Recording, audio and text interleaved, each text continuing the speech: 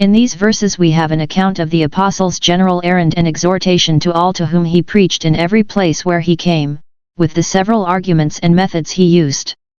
Observe the errand or exhortation itself, namely, to comply with the gospel offers of reconciliation that, being favored with the gospel, they would not receive this grace of God in vain. The gospel is a word of grace sounding in our ears, but it will be in vain for us to hear it, unless we believe it, and comply with the end and design of it. And as it is the duty of the ministers of the gospel to exhort and persuade their hearers to accept of grace and mercy which are offered to them, so they are honored with this high title of co-workers with God. They must work, and must work for God and His glory, for souls and their good, and they are workers with God, yet under Him, as instruments only. However, if they be faithful, they may hope to find God working with them, and their labor will be effectual. Observe the language and way of the Spirit of the gospel. It is not with roughness and severity, but with all mildness and gentleness, to beseech and entreat, to use exhortations and arguments, in order to prevail with sinners and overcome their natural unwillingness to be reconciled to God and to be happy forever.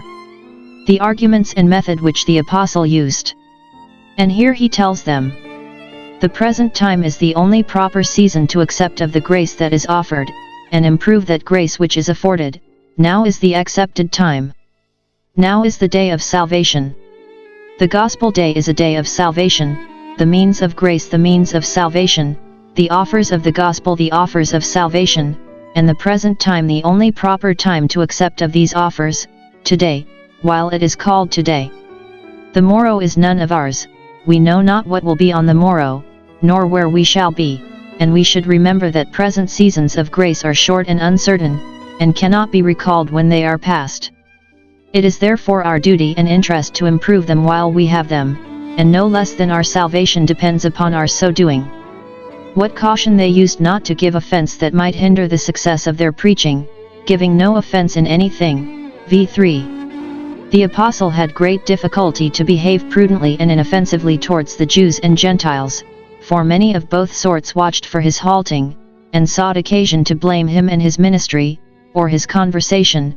Therefore he was very cautious not to give offense to those who were so apt to take offense, that he might not offend the Jews by unnecessary zeal against the law, nor the Gentiles by unnecessary compliances with such as were zealous for the law. He was careful, in all his words and actions, not to give offense, or occasion of guilt or grief. Note, when others are too apt to take offense, we should be cautious lest we give offense, and ministers especially should be careful lest they do anything that may bring blame on their ministry or render that unsuccessful. Their constant aim and endeavor in all things to approve themselves faithful, as became the ministers of God. We see how much stress the apostle upon all occasions lays on fidelity in our work, because much of our success depends upon that. His eye was single, and his heart upright, in all his ministrations, and his great desire was to be the servant of God, and to approve himself so.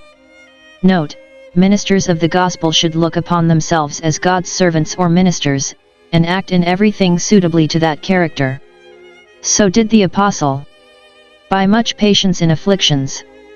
He was a great sufferer, and met with many afflictions, was often in necessities, and wanted the conveniences, if not the necessaries, of life, in distresses, being straitened on every side, hardly knowing what to do, in stripes often, in imprisonments, in tumults raised by the Jews and Gentiles against him, in labors, not only in preaching the gospel, but in traveling from place to place for that end, and working with his hands to supply his necessities, in watchings and in fastings, either voluntary or upon a religious account, or involuntary for the sake of religion, but he exercised much patience in all.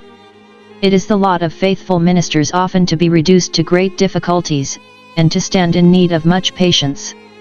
Those who would approve themselves to God must approve themselves faithful in trouble as well as in peace, not only in doing the work of God diligently, but also in bearing the will of God patiently. By acting from good principles. The apostle went by a good principle in all he did, and tells them what his principles were. Namely, pureness, and there is no piety without purity. A care to keep ourselves unspotted from the world is necessary in order to our acceptance with God. Knowledge was another principle, and zeal without this is but madness. He also acted with long-suffering and kindness, being not easily provoked, but bearing with the hardness of men's hearts, and hard treatment from their hands, to whom he kindly endeavored to do good. He acted under the influence of the Holy Ghost, from the noble principle of unfeigned love, according to the rule of the word of truth, under the supports and assistances of the power of God, having on the armor of righteousness, a consciousness of universal righteousness and holiness, which is the best defense against the temptations of prosperity on the right hand, and of adversity on the left. By a due temper and behavior under all the variety of conditions in this world, we must expect to meet with many alterations of our circumstances and conditions in this world, and it will be a great evidence of our integrity if we preserve a right temper of mind, and duly behave ourselves, under them all. The apostles met with honor and dishonor, good report and evil report. Good men in this world must expect to meet with some dishonor and reproaches, to balance their honor and esteem, and we stand in need of the grace of God to arm us against the temptations of honor on the one hand, so as to bear good report without pride, and of dishonor on the other hand, so as to bear reproaches without impatience or recrimination. It should seem that persons differently represented the apostles in their reports, that some represented them as the best, and others as the worst, of men. By some they were counted deceivers, and run down as such, by others as true, preaching the gospel of truth, and men who were true to the trust reposed in them. They were slighted by the men of the world as unknown, men of no figure or account, not worth taking notice of, yet in all the churches of Christ they were well known, and of great account. They were looked upon as dying, being killed all the day long, and their interest was thought to be a dying interest, and yet behold, says the apostle, we live, and live comfortably, and bear up cheerfully under all our hardships, and go on conquering and to conquer. They were chastened, and often fell under the lash of the law, yet not killed, and though it was thought that they were sorrowful, a company of mopish and melancholy men, always sighing and mourning, yet they were always rejoicing in God, and had the greatest reason to rejoice always. They were despised as poor, upon the account of their poverty in this world, and yet they made many rich, by preaching the unsearchable riches of Christ. They were thought to have nothing, and silver and gold they had none, houses and lands they had none, yet they possessed all things. They had nothing in this world, but they had a treasure in heaven. Their effects lay in another country, in another world. They had nothing in themselves, but possessed all things in Christ. Such a paradox is a Christian's life, and through such a variety of conditions and reports lies our way to heaven, and we should be careful in all these things to approve ourselves to God. The apostle proceeds to address himself more particularly to the Corinthians, and cautions them against mingling with unbelievers. How the caution is introduced with a profession, in a very pathetic manner, of the most tender affection to them, even like that of a father to his children. Though the apostle was happy in a great fluency of expressions, yet he seemed to want words to express the warm affections he had for these Corinthians. As if he had said, O ye Corinthians, to whom I am now writing, I would fain convince you how well I love you. We are desirous to promote the spiritual and eternal welfare of all to whom we preach, yet our mouth is open unto you, and our heart is enlarged unto you, in a special manner. And, because his heart was thus enlarged with love to them, therefore he opened his mouth so freely to them in kind admonitions and exhortations. You are not, says he, straitened in us. We would gladly do you all the service we can, and promote your comfort, as helpers of your faith and your joy, and, if it be otherwise, the fault is in yourselves. It is because you are straitened in yourselves, and fail in suitable returns to us, through some misapprehensions concerning us, and all we desire as a recompense is only that you would be proportionably affected towards us, as children should love their father. Note, it is desirable that there should be a mutual good affection between ministers and their people, and this would greatly tend to their mutual comfort and advantage. The caution or exhortation itself, not to mingle with unbelievers, not to be unequally yoked with them. In stated relations. It is wrong for good people to join in affinity with the wicked and profane. These will draw different ways, and that will be galling and grievous. Those relations that are our choice must be chosen by rule, and it is good for those who are themselves the children of God to join with those who are so likewise, for there is more danger that the bad will damage the good than hope that the good will benefit the bad. In common conversation, we should not yoke ourselves in friendship and acquaintance with wicked men and unbelievers. Though we cannot wholly avoid seeing, and hearing, and being with such, yet we should never choose them for our bosom friends. Much less should we join in religious communion with them.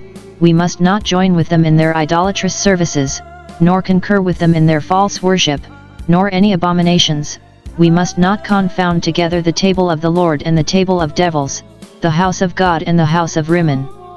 The Apostle gives several good reasons against this corrupt mixture. It is a very great absurdity.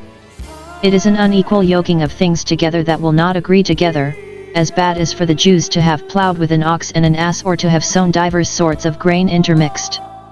What an absurdity is it to think of joining righteousness and unrighteousness, or mingling light and darkness, fire and water, together. Believers are, and should be, righteous, but unbelievers are unrighteous.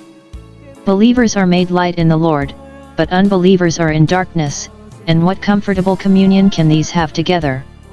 Christ and Belial are contrary one to the other, they have opposite interests and designs, so that it is impossible there should be any concord or agreement between them. It is absurd, therefore, to think of enlisting under both, and, if the believer has part with an infidel, he does what in him lies to bring Christ and Belial together. It is a dishonor to the Christian's profession, for Christians are by profession, and should be in reality, the temples of the living God dedicated to, and employed for, the service of God, who has promised to reside in them, to dwell and walk in them, to stand in a special relation to them, and take a special care of them, that he will be their God and they shall be his people. Now there can be no agreement between the temple of God and idols. Idols are rivals with God for his honor, and God is a jealous God, and will not give his glory to another. There is a great deal of danger in communicating with unbelievers and idolaters, danger of being defiled and of being rejected. Therefore the exhortation is to come out from among them, and keep at a due distance, to be separate, as one would avoid the society of those who have the leprosy or the plague, for fear of taking infection, and not to touch the unclean thing, lest we be defiled. Who can touch pitch, and not be defiled by it? We must take care not to defile ourselves by converse with those who defile themselves with sin. So is the will of God, as we ever hope to be received, and not rejected, by him. It is base ingratitude to God for all the favors he has bestowed upon believers and promised to them. God has promised to be a father to them, and that they shall be his sons and his daughters, and is there a greater honor or happiness than this? How ungrateful a thing then must it be if those who have this dignity and felicity should degrade and debase themselves by mingling with unbelievers. Do we thus requite the Lord, O foolish and unwise?